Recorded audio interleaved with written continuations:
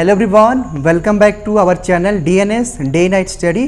तो इस topper stall के सीरीज़ में आज हम एमएससी एजी के टॉपर से बात करेंगे। यूपी कॉलेज के ये एमएससी एजी की टॉपर हैं, यानी कि 4th रैंक इनका आया था यूपी कॉलेज के एमएससी एजी 2020 के एंट्रेंस एग्ज़ाम में। आज हम इनका इंटरव्यू करेंगे और इस इंटरव्यू के जो है कि 2 सेगमेंट होंगे। पहले सेगमेंट में हम इनसे जानेंगे कि आप अगर एक एस्पिरेंट हैं तो आप यूपी कॉलेज के एमएससी एजी एंट्रेंस एग्ज़ाम को कैसे क्रैक कर सकते हैं, और दूसरे सेगमेंट में हम जानेंगे यहाँ के एडमिशन के प्रोसेस के बारे में, पढ़ाई के बारे में। बात करते हैं पहले सेगमेंट की। पहले तो सबसे पहले आपको मेनी कंग्रेचुलेशंस अर्चना कि आपने एक अच्छा रैंक लाया है और 4th रैंक काफ़ी अच्छा होता है एमएससी एजी में। So many congratulation. Thank you so much. मेरा 4th रैंक है उसके लिए।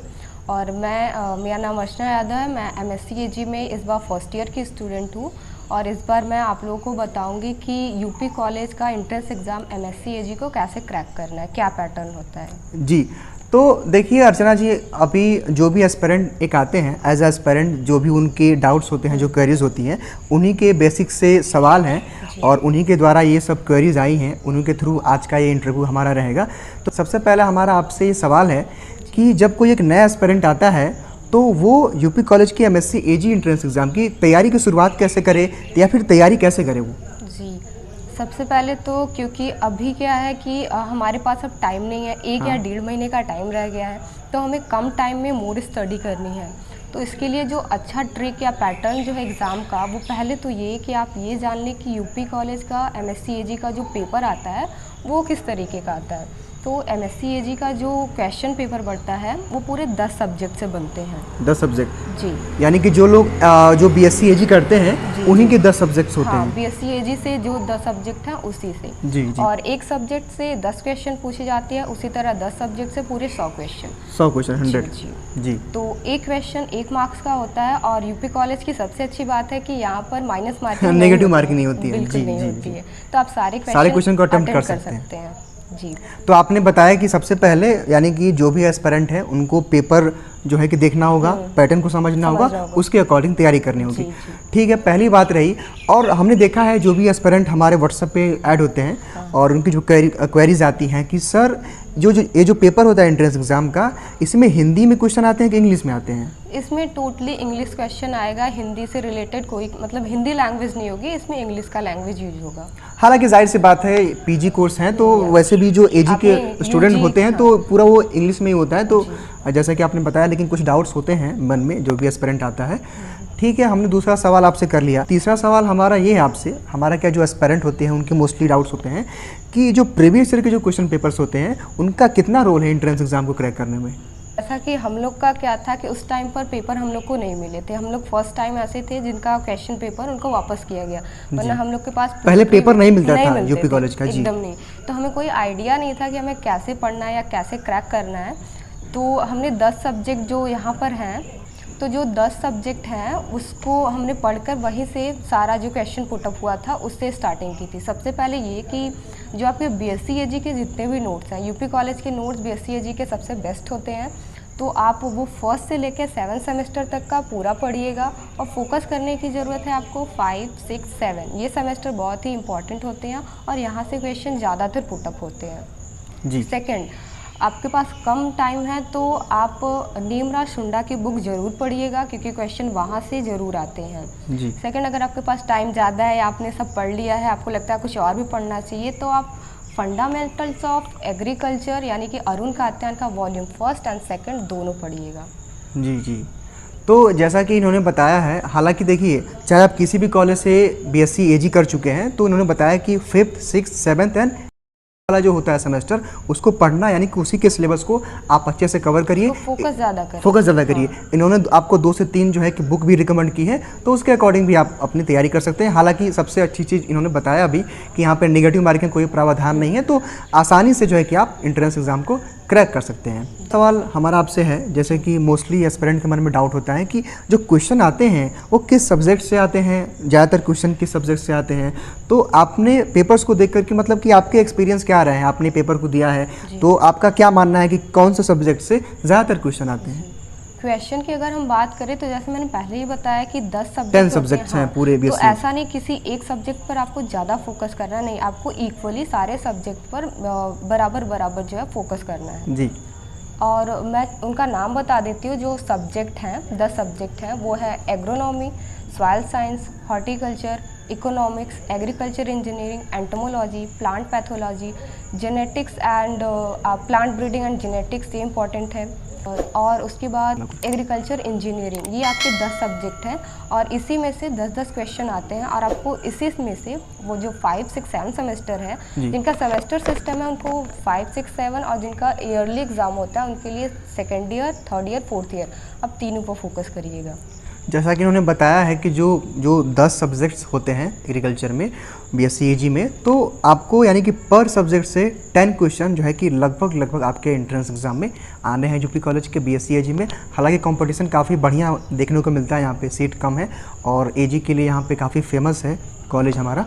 तो आपसे हमारा अगला सवाल है, जो एस्पिरेंट आते हैं यहाँ पे, तो जैसे कि अभी आपने बुक का कुछ रेफरेंस दे दिया, तैयारी कैसे की आपने बता दिया, लेकिन जो है कि एस्पिरेंट के मन में कहीं ना कहीं एक सवाल चलता है कि कुछ टॉपर्स के जो है कि टिप्स को फॉलो किया जाए या फिर जो भी टॉपर्स ने अपने प्रिपरेशन में एक्सपीरियंस किया है उसको साझा करें, लोगों को बताएं एक्सपीरियंस को। तो आपका क्या मतलब कि आपका एक क्या मानना है कि आप जो भी एक नया एस्पिरेंट आता है वो तैयारी कैसे करे MSc AG की यूपी कॉलेज की, तो आपके अकॉर्डिंग या फिर जो भी आपने कुछ फॉलो किए हैं तो आप अपना एक्सपीरियंस जो है कि पर्सनल अपना एक्सपीरियंस शेयर कर सकती हैं।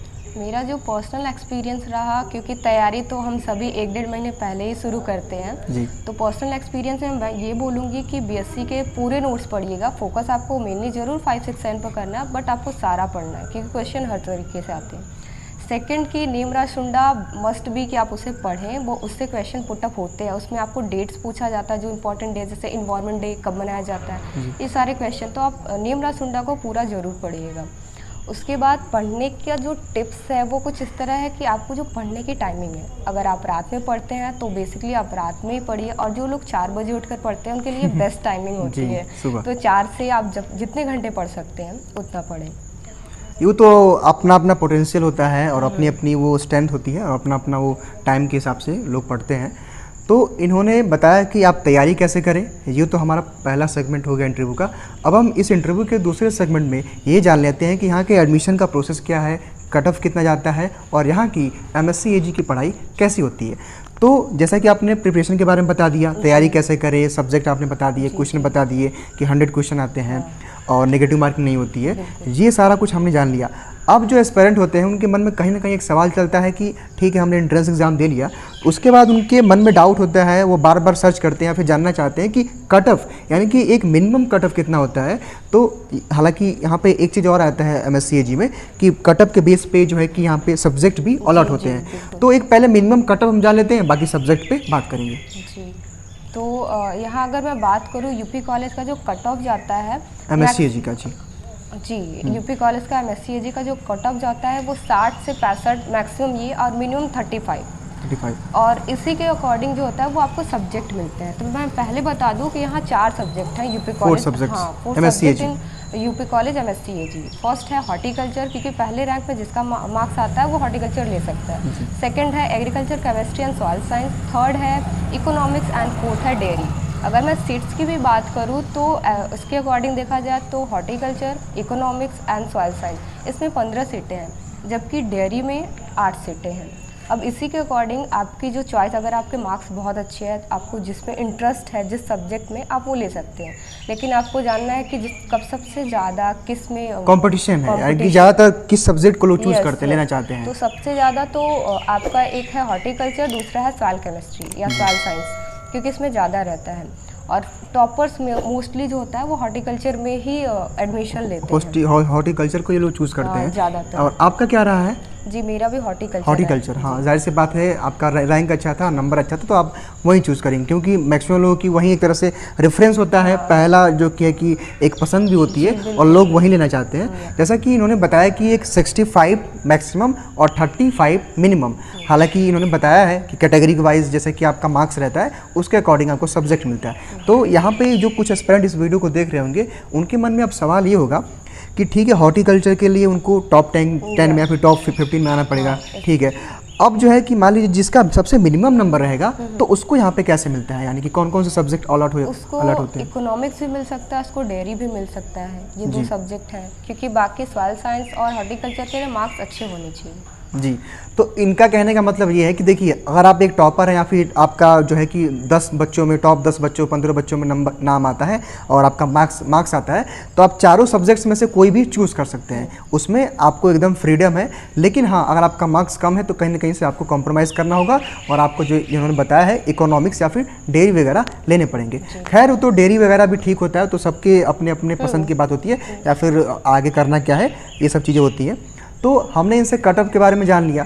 अब जो है कि मोस्टली जो एक एस्पिरेंट के मन में डाउट होता है कि फ़ी कितनी लगती है, तो एमएससी एजी के यहाँ पे पर सेमेस्टर फ़ी कितनी लगती है यहाँ पे यूपी कॉलेज में? यहाँ पर जो हम लोगों ने स्टार्टिंग में एडमिशन का और सेमेस्टर का भरा था वो 6,500 से 7,000 है। ये भी डिपेंड करता है कि आप कौन से सब्जेक्ट को ले रहे हैं। अगर मान लीजिए कि अगर मान लीजिए आपने सॉइल साइंस लिया है, क्योंकि उसमें लेबोरेटरी वर्क होता है, उसमें टाइट्रेशन होते हैं, इंस्ट्रूमेंट का यूज होता है, तो उसमें फ़ी आपके ज़्यादा लग सकते हैं जी। और जैसे ही रिजल्ट निकलेगा उसके नीचे यूपी कॉलेज जो है वो अपना नोटिफिकेशन देता है कि कितने फीस चाहिए, क्या डॉक्यूमेंट चाहिए, तो वो आपको एग्ज़ाम के बाद जैसे ही रिजल्ट आएगा वो आपको नोटिफिकेशन मिल जाएगी। जी जी जी। तो फिर आपसे हमारा अगला सवाल है जो मोस्टली एस्पिरेंट के मन में डाउट होता है और जानना भी चाहते हैं कि यहाँ पे यूपी कॉलेज में एमएससी एजी की पढ़ाई कैसी होती है, क्लासेस का टाइमिंग क्या होता है, अगर कुछ प्रैक्टिकल वगैरह होते हैं, कुछ चीज़ें होती हैं, तो वो कैसे होती हैं? यहाँ पर चाहे एमएससी हो या बीएससी, यहाँ पर दोनों की पढ़ाई बहुत अच्छी होती है और यहाँ के टीचर बहुत ही सपोर्टिव होते हैं। अगर आपके पास कोई नोट्स नहीं है, आप उनसे मांगते हैं तो वो आपको अवेलेबल करवा देंगे किसी भी टाइम। बात अब क्लासेस की टाइमिंग की रही, यहाँ पे कैसे क्लासेस का शेड्यूल रहता है? यहाँ पे टाइमिंग एजी की जो टाइमिंग रहती है वो टीचर्स ज़्यादातर 11 बजे या उसके बाद का टाइमिंग रखते हैं, क्योंकि उन्हें बीएससी को भी पढ़ाना रहता है, तो शेड्यूल चेंज होता रहता है। जी, मतलब मैं जो कि मैक्सिमम रहता है आपका आफ्टरनून में ही, हाँ, है ना, उसके बाद ही चलता है। जी बिल्कुल। तो खैर, इस बातचीत के लिए बहुत बहुत धन्यवाद आपका, बहुत बहुत शुक्रिया, और जो भी अपने एक्सपीरियंस को एस्पिरेंट के सामने रखने के लिए थैंक यू सो मच आपका। और जैसा कि इन्होंने बताया है कि पेपर्स जो इंपॉर्टेंट है, तो आपको डीएनएस के व्हाट्सएप के थ्रू पेपर्स आपको मिल जाएंगे। अगर आपको पेपर चाहिए तो सिंपली आप इस वीडियो के डिस्क्रिप्शन बॉक्स में जाइए, वहाँ पे आपको डीएनएस का व्हाट्सएप मिल जाएगा, उस नंबर पे अपना नाम लिख के भेज दीजिए, आपको पेपर्स वहाँ से प्रोवाइड करा दिए जाएंगे। अब आपसे हमारा इन सबसे हट के सवाल, एक आखिरी सवाल है कि जैसे आप इन सब रोल में, यानी कि इस एंट्रेंस एग्जाम को क्रैक करने में, इन सब में, पहली बात तो thank you so much DNS को और डीएनएस की टीम को, आपको, क्योंकि कोई भी चैनल ऐसा नहीं है जो यूपी कॉलेज से रिलेटेड कोई चीज़ बता रहा हो। तो इस चैनल से मुझे इन्फॉर्मेशन काफ़ी मिली यहाँ पर, जैसे कि कब इसका फॉर्म है, कब इसका एग्ज़ाम होने वाला है, इसकी आपको पीडीएफ अब मिल जा रहा है, वरना पहले यूपी कॉलेज का कोई भी क्वेश्चन पेपर नहीं मिल पाता था। तो थैंक यू सो मच, इस चैनल से हमें बहुत ज़्यादा प्रॉफिट ही हुआ एक तरीके से बोला जाए, तो so thank you so much.